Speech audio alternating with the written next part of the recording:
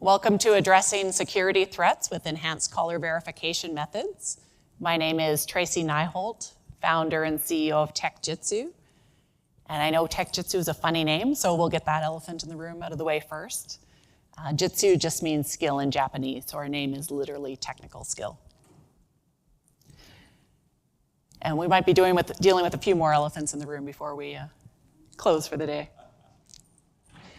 So we're going to have a fairly tight, focused agenda. We're going to talk about the vulnerabilities of the IT help desk or the call center, some of the challenges with traditional verification methods, a couple of real-world breach cases, and then we'll talk about solutions in terms of secure caller verification methods, and wrap it up with a Q&A session.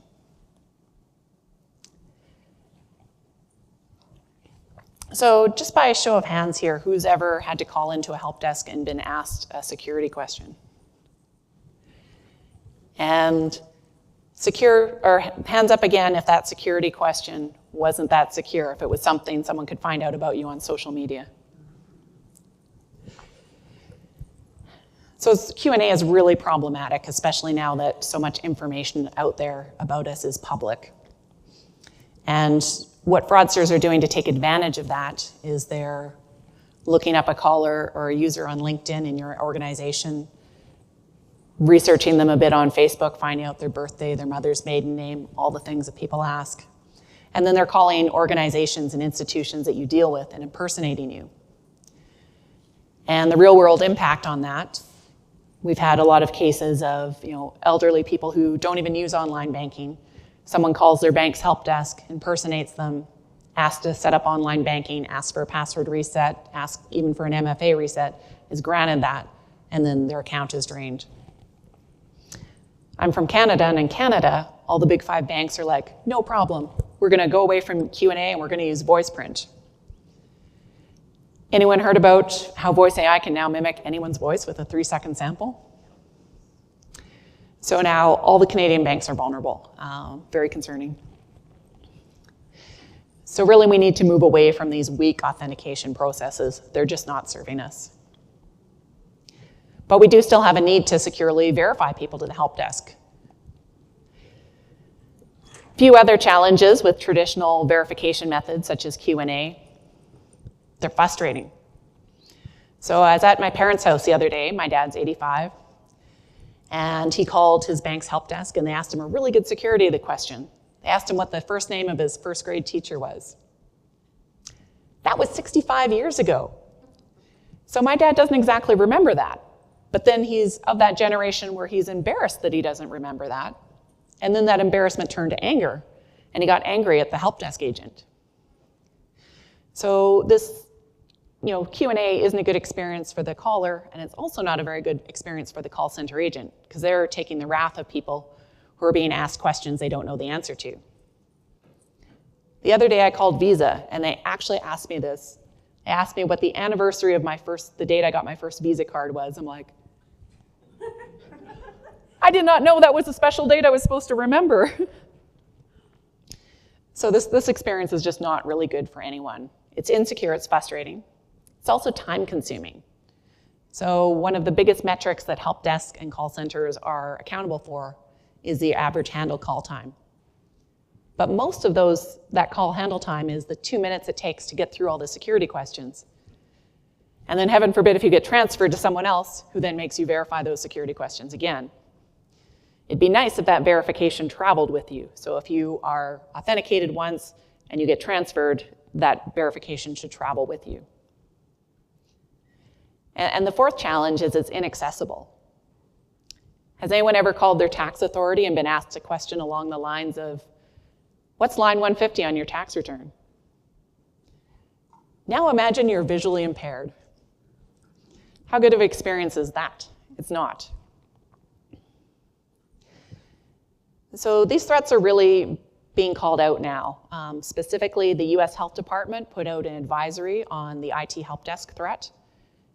And this is really because hospitals and healthcare organizations are starting to do a really good job of securing their online systems. So hackers, being kind of lazy, are like, well, what's the weakest link now? It's the help desk. So they've just moved tactics. They're going to the easiest way in. And right now, the easiest way in is through your IT help desk or your call center. And it's not just healthcare. The FBI actually put out this advisory on a hacker group, a Russian hacker group called Scattered Spider. So Scattered Spider got really famous when they breached MGM. Did anyone hear about that breach? Affected a few people on their vacation. So their method was they looked up MGM users on LinkedIn, and then they went and researched them on Facebook, got their birthday, their mother's maiden name, all that information about them, called the help desk, asked for a password reset, asked for an MFA reset, asked to have elevated access to the system that lets you in your rooms. That did not work out so well. So people actually couldn't get in their hotel rooms for about 3 days. Cost MGM a little bit of money. At the end, it ended up being about $100 million for the entire breach, which is a very high cost to pay for not implementing simple and relatively inexpensive security solutions at the help desk. So what is the solution? How do we do better? Do we invent something new and complicated? I don't like complicated. I like simple. I want to use something I already have. I already have a Microsoft Authenticator, a Google Authenticator, Okta Caller, Okta Verify. So I'd like to assert to you that we can use that MFA registration we already have to verify callers to our help desks and our call centers. Our users already know how to use this. It's simple. You've already paid for the MFA. You just need a little overlay on your identity provider to make that available to the help desk. And we can carry it forward into your ITSM system, ServiceNow or Zendesk or Freshdesk or whatever you use. So when you transfer that call, the verification, what was done, will go to the next agent and you won't have to verify again, making it a much better user experience, making sure your poor call center agents aren't getting yelled at, and your callers are verified, secure, and easy. So anyone in help desk leadership in this room or decision maker? No one? If you were, this became awkward. You should start asking your IT security staff some questions to make sure that you're protected.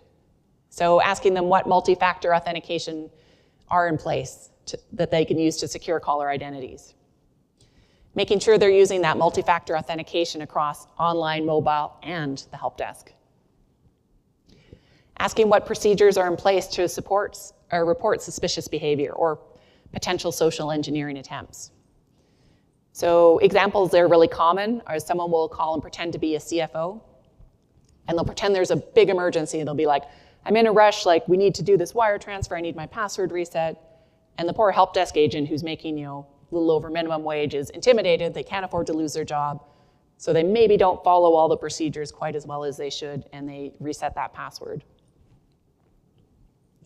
Should also be having regular security audits to evaluate the call center's vulnerability to social engineering. Looking at technologies that are used to detect and respond to suspicious or unusual patterns. So a really good one is these Russian hackers will call 100 times, just guessing at these answers. So if someone's called 100 times for a password reset, that doesn't really sound like a real user. So you need to report that to someone and do a proper security investigation. And of course, people do lose their cell phones. They do forget their questions, so you need a fallback procedure. For example, maybe, Paul is my manager and I've forgotten my password and my phone got run over by a truck, so I can't verify.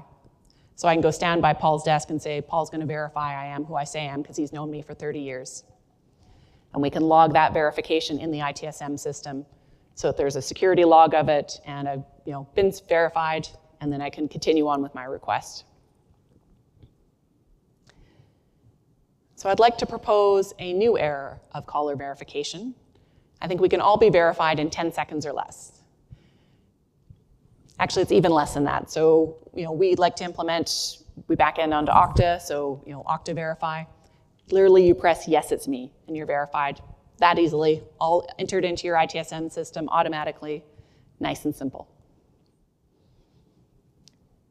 And when we do that, we want to move away from those insecure factors of authentication: passwords, which are easily breached; security questions, which we can't trust ourselves to not put on Facebook or Instagram or whatever your social media of choice is. There's just something about them that's so compelling, we're like, let's put all the answers to our security questions right there. SMS is a bit challenging because your phone can be spoofed. Email can be hacked. Voice prints, of course, are vulnerable to AI. So really moving towards those, push notifications, OTP codes, or even, UB keys or a hard factor of authentication is much more secure. So the outcomes of enhanced caller verification: better user experience because we're not annoying them with frustrating security questions; better risk management because we're preventing a potential breach; and again, that call center agent experience. These poor people get yelled at a lot for very little money. So let's make them get yelled at a little less. And then unified verification. So if you have the same verification experience across online, mobile, and the call center, it enhances your brand because your customer has one experience when they reach out to you. They don't have, this is my experience online and this is something completely different at the call center. And then in terms of compliance, there's many compliance frameworks, but most of them are based off of NIST. NIST specifically calls out knowledge-based authenticators as being insufficient. So knowledge-based authenticators are the security questions that we're mostly all using. Anyone here, cyber insurance premiums go down this year? And you don't have to answer this one. You can answer it in your head, but was anyone told they were not insurable this year? So cyber insurance companies are in the business of making money. That means if you're risky, they're not going to insure you, or they're just going to charge you a whole lot more for it. So we need to do better to make sure that our help desk and call centers are more secure so that we are insurable and that we can be insured at reasonable rates. We also want to save that time on caller verification.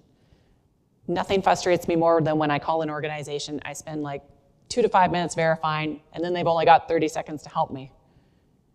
I would rather revert that so that we're spending 10 seconds verifying me and 5 minutes helping me. And of course, reducing the danger of reputational loss by preventing those easy to prevent breaches. So in summary, I'd like us to gain some insights by those recent breaches at MGM. I didn't even mention Suncor Energy was another company that was breached by Scattered Spider. And I'd like to really strongly encourage you to implement some type of secure caller verification to protect your help desk or call center. Are there any questions? We've got a mic runner back here. Over here.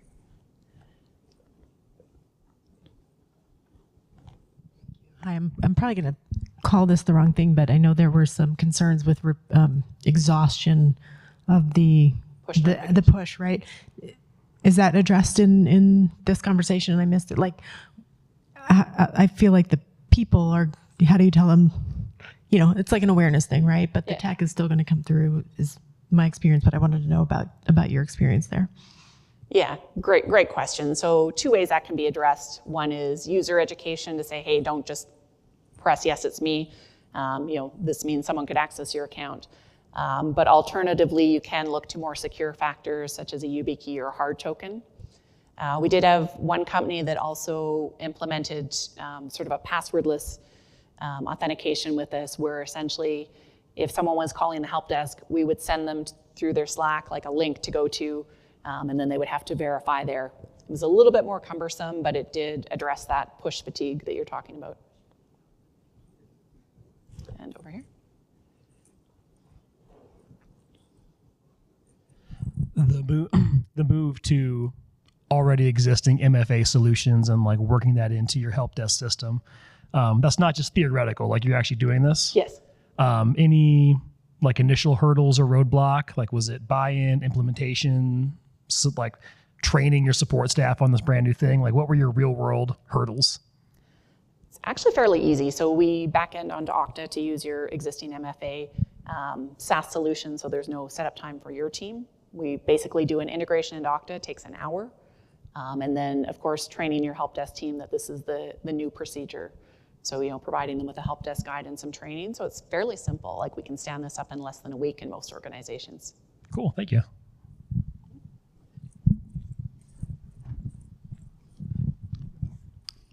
Hi. So my question about the slightly different, audience of the users that we need to help with resets. Specifically, customers who are invited as guests, where MFA is required.